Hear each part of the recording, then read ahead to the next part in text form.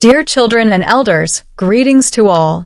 This beautiful evening, I've come to tell you a strange, yet deeply thought-provoking story. This story is about our world, about our lives. This tale was born from the words of a wise man named Aristotle. Do you know what he said?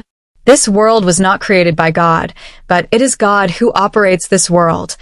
And man should live with a social consciousness, not with individualistic thoughts.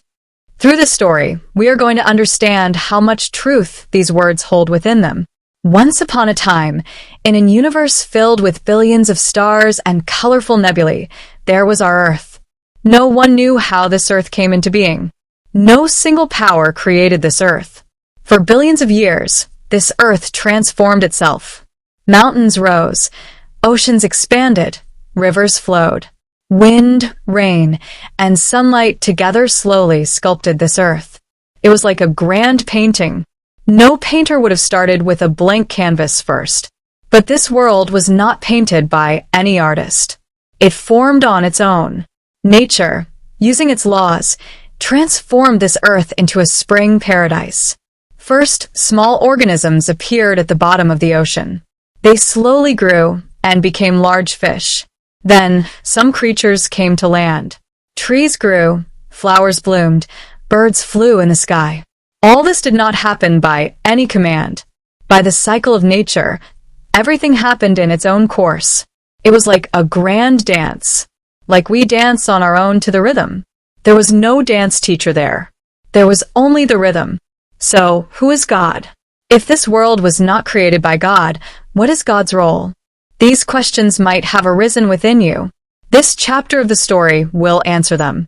A beautiful morning. The earth was full of life. Birds sang, deer leaped, rivers flowed. Then, a subtle vibration spread throughout this universe. It was like a light, like a sound, like a feeling. That vibration is God. God is a formless power. It is a driving force that permeates every atom of this universe. We plant a seed in the soil. That seed grows into a tree.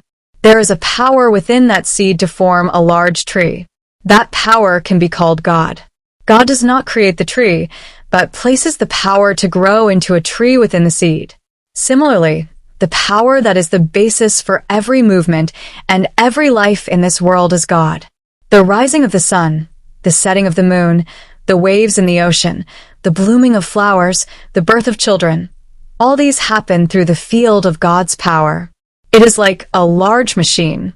Someone might have created that machine, but it is that power called God that decides how that machine should operate. He has set some rules. The world operates according to those rules. It is like a river. We don't know where a river originates, but it flows in an orderly path. That order is God. Time passed. Humans appeared on Earth. They slowly developed. They created languages, built houses, formed societies. But they forgot one important thing. They began to think of themselves as separate individuals. The thought of I and mine grew within them. If there is a tree, its leaves, branches, and roots are all part of the tree. All of them together make the tree. But humans began to consider themselves as leaves separated from the tree. They thought, I am separate. My life is separate. My desires are separate. This individualistic thinking caused many problems. If a lion lives in a forest, it lives alone. If a bird builds a nest, it lives alone for its chicks. But humans are not like that. Humans are social beings. They need to live together, supporting each other. But when the thought came to them that I can live alone, I don't need others, they fought with each other. Greed grew. Envy multiplied. Love diminished. It's like a big family. If everyone in a family acts individually, that family cannot be united. Everyone should think about others and the well-being of the family. The same applies to human society. As Aristotle said, man should live with a social consciousness, not with individualistic thoughts. That is, we must realize that we are all part of a larger society. We depend on each other.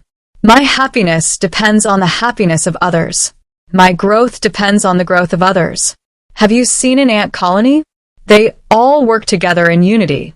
If they need to carry a food item, thousands of ants will join together to move it. There's no I thought there. There is only the we thought. That is social consciousness. See how beautiful human life becomes when they realize this social consciousness. A farmer produces food. A doctor treats patients. A teacher educates children. An engineer builds buildings. All this is possible only when people live by helping each other. Every link in a chain is important. If one link breaks, the entire chain breaks. Similarly, everyone in society is important. This society will flourish only if we all live supporting each other. Now, let's come back to God. God did not create this world, but it is God who operates this world. How? Through the rules he has set. What are those rules? Love, compassion, honesty, justice, cooperation. All these are God's rules. When one lives with a social consciousness, one lives in God's way. When one is loving, compassionate, and honest, one lives united with God's power. It's like a large orchestra. Only when everyone plays their instrument correctly will the orchestra produce beautiful music. God's guidance is like creating that music. When every human being makes their contribution, this world will function like beautiful music. When someone starts thinking only for themselves, they disrupt the rhythm of that orchestra. That is why there are fights, problems, and inequalities all over the world. But when we all live with social consciousness, with love, compassion, and justice towards each other, this world will become heaven. This is the rules set by God. It is the law of nature. Dear ones, this story does not end here. It is a never-ending journey. Every day, we must remember this. We are part of this world. We are not alone. We are all links in a large chain. If we support each other and live with love and compassion, this world will become even more beautiful. Aristotle's words are not just words. They are guides for life. This world was not created by God, but it is God who operates this world through the rules he has set, such as love, compassion, justice, and honesty. Man should live with a social consciousness, not with individualistic thoughts. This is the essence of the story. Be like a small flower. Even if it blooms alone, it will give a beautiful appearance when combined with many flowers. Be like a small river. Even if it flows alone, it will create a large ocean when combined with many rivers. We are all one big family, the family of this universe. Thank you, and we will meet again.